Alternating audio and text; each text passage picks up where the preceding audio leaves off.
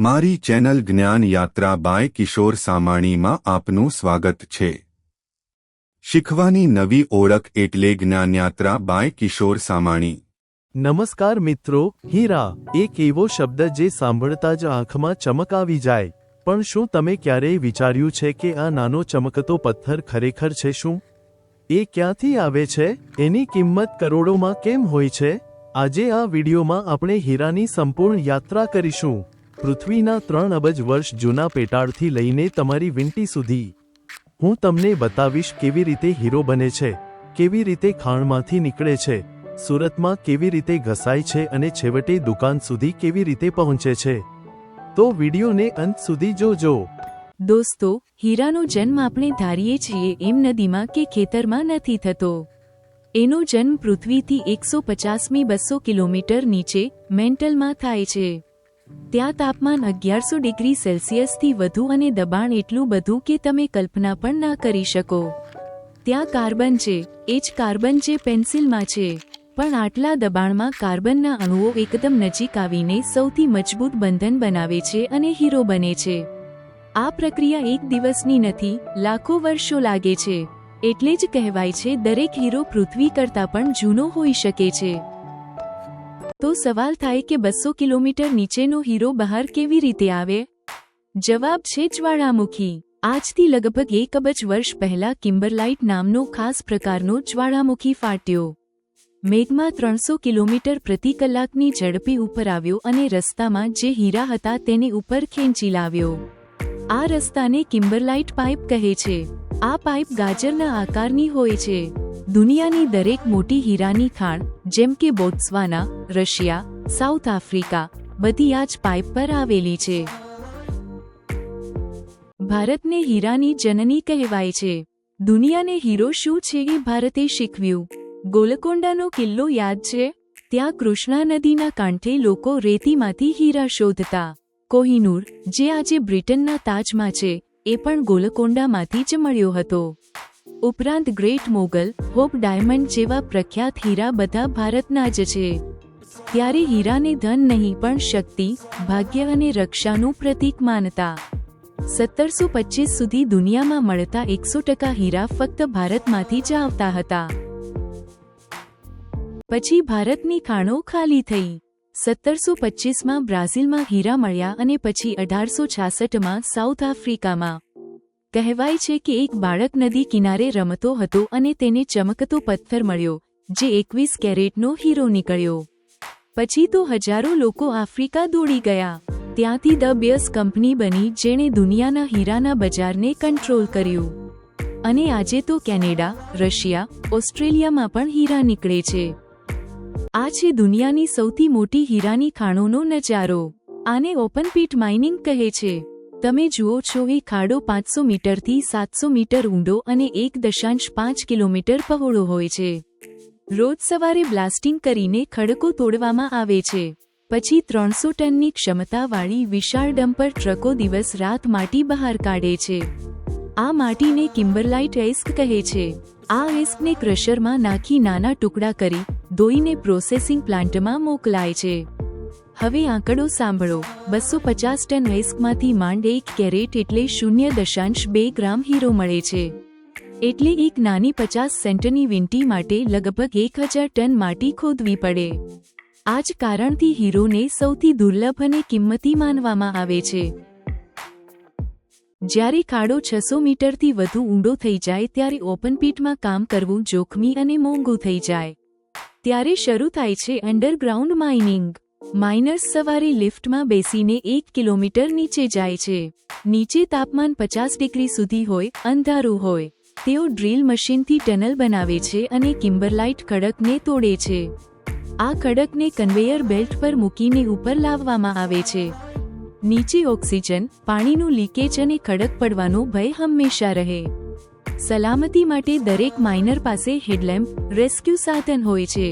આ જોખમી કામ છે, પણ આમાંથી જ સૌથી શુદ્ધ અને મોટા હીરા મળે છે।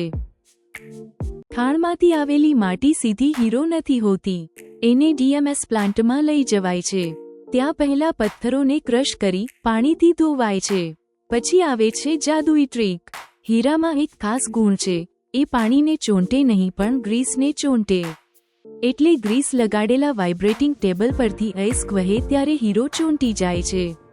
સાથે એક્સ-રે સોર્ટર પણ હોય છે જે હીરાની ચમકને ઓળખી લે છે. આ રીતે રફ ડાયમંડ મળે છે.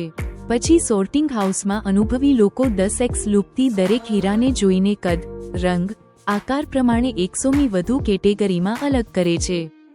હવે શરૂ થાય છે સૌથી દિમાગવાળું કામ, પ્લાનિંગ. એક 10 કેરેટનો રફ હીરો છે, એને કેવી રીતે કાપવો કે જેથી સૌથી વધુ પૈસા મળે? આ નક્કી કરવા આજે 3D સ્કેનર અને કમ્પ્યુટર સોફ્ટવેર વપરાય છે. હીરાને સ્કેન કરીને કમ્પ્યુટર હજારો વિકલ્પ બતાવે છે. જો અહીંથી કાપીશું તો 2 નાના હીરા મળશે, જો અહીંથી કાપીશું તો એક મોટો હીરો મળશે. પ્લાનર નક્કી કરે છે કે કયા કટમાં સૌથી વધુ ચમક અને વજન જળવાઈ રહેશે. એક નાનો ખોટો નિર્ણય 10 લાખનું નુકસાન કરાવી શકે. એટલે આ કામમાં બીજી 3 દિવસ લાગે છે. પછી જ લેસરથી હીરા પર નિશાન કરાય છે.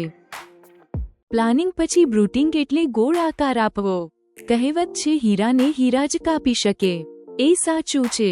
એક લેથ મશીન પર એક હીરો ફરે છે અને બીજો હીરો એની સામે ઘસાય છે. બંને એકબીજાને ઘસીને ગોળ બનાવે છે. આ પ્રક્રિયામાં કલાકો લાગે છે.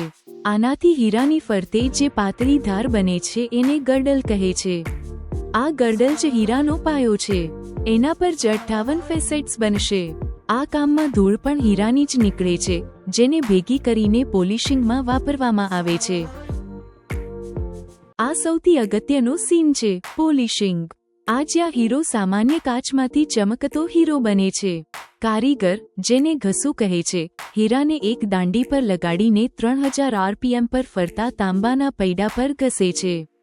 પૈડા પર હીરાની રચ અને તેલ લગાડેલું હોય છે. દરેક ફેસેટ એકદમ ચોક્કસ ખૂણા પર 34.5 ડિગ્રી ક્રાઉન અને 40.75 ડિગ્રી પેવેલિયન પર ઘસવો પડે. જો ખૂણો 1 ડિગ્રી પણ ખોટો થયો તો હીરોની ચમક મરી જાય. એક હીરામાં 57 ફેસેટ્સ બનાવતા 10મી 15 કલાક લાગે છે. સુરતના કારીગરો આ કળામાં દુનિયામાં નંબર 1 છે. પોલિશ થયા પછી દરેક હીરો પરીક્ષામાંથી પસાર થાય છે. આને 4C કહે છે. કેરેટ, વજન. 1 કેરેટ એટલે 0.2 ગ્રામ. કાલા, રંગ. D થી J સુધી. D એટલે સૌથી સફેદ અને કિંમતી. ક્લારિટી, અંદર કેટલા કુદરતી ડાઘ છે. FL એટલે સાવ સાફ. કટ, કાપ કેટલો સારો છે. એક્સલન્ટ કટ, સૌથી વધુ ચમકે. IGI જેવી આંતરરાષ્ટ્રીય લેબમાં 10x માઇક્રોસ્કોપથી તપાસીને સર્ટિફિકેટ અપાય છે. આ સર્ટિફિકેટ વગર હીરો ક્યારેય ના ખરીદવો. આ સર્ટિફિકેટ જ હીરાની ઓળખ અને કિંમત છે. હવે હીરો તૈયાર છે ઘરેણું બનવા માટે. સોની પહેલા ડિઝાઇન બનાવે છે. પછી સોના કે પ્લેટિનમને ઓગાળીને વીંટીનો આકાર બનાવે છે. પછી માઇક્રોસ્કોપ નીચે હીરાને પ્રોંગ એટલે નાના નખથી પકડીને જડવામાં આવે છે. એક એક પ્રોંગ હાથથી બંધ કરાય છે જેથી હીરો પડી ના જાય. પછી પોલિશ કરીને ફાઇનલ ઘરેણું તૈયાર થાય છે. એક સારી ડિઝાઇન હીરાની ચમકને બમણી કરી દે છે. આ જ ઘરેણું પછી મુંબઈ, દુબઈ, ન્યૂયોર્કના શોરૂમમાં તમારી રાહ જુએ. અને હવે ગર્વનો સીન. દુનિયાના 90% હીરા, હા 90% હીરા સુરતમાં કટ અને પોલિશ થાય છે. વરાછા, મહિધરપુરા, કતારગામમાં 8 લાખથી વધુ કારીગરો રોજ સવારે 8 વાગે મશીન પર બેસે છે. અહીં નાનામાં નાના 1 સેન્ટથી લઈને 100 કેરેટ સુધીના હીરા ઘસાય છે. સુરતને લીધે જ ભારત હીરાની દુનિયામાં રાજા છે. સુરતના કારીગરોની આંગળીમાં એવી કળા છે કે જે મશીનમાં પણ નથી. જો તમે હીરો પહેર્યો છે તો એ 9% ચાન્સ છે કે એ સુરતના કોઈ ગુજરાતી કારીગરના હાથે ઘસાયેલો છે. તો દોસ્તો, આ હતી એક કાર્બનના કણથી શરૂ થઈને તમારા પ્રેમના પ્રતીક સુધીની યાત્રા. 3 અબજ વર્ષ જૂનો પથ્થર, 200 કિલોમીટરની ઊંડાઈ, જ્વાળામુખીની સફર, ખાણની મહેનત, સુરતના કારીગરની કળા અને છેવટે તમારી વીંટી. હીરો સિર્ફ પથ્થર નથી, એ સમય, મહેનત અને લાગણીનું પ્રતીક છે. એટલે જ કહેવાય છે ડાયમંડ્સ ફોરએવર. જો તમને આ માહિતી ગમી હોય તો વિડીયોને લાઇક કરો, તમારા મિત્રોને શેર કરો જે હીરો ખરીદવાના છે. અને આવી જ રસપ્રદ વાતો માટે સબસ્ક્રાઇબ કરો. ફરી મળીશું. જય હિન્દ, જય જય ગરવી ગુજરાત.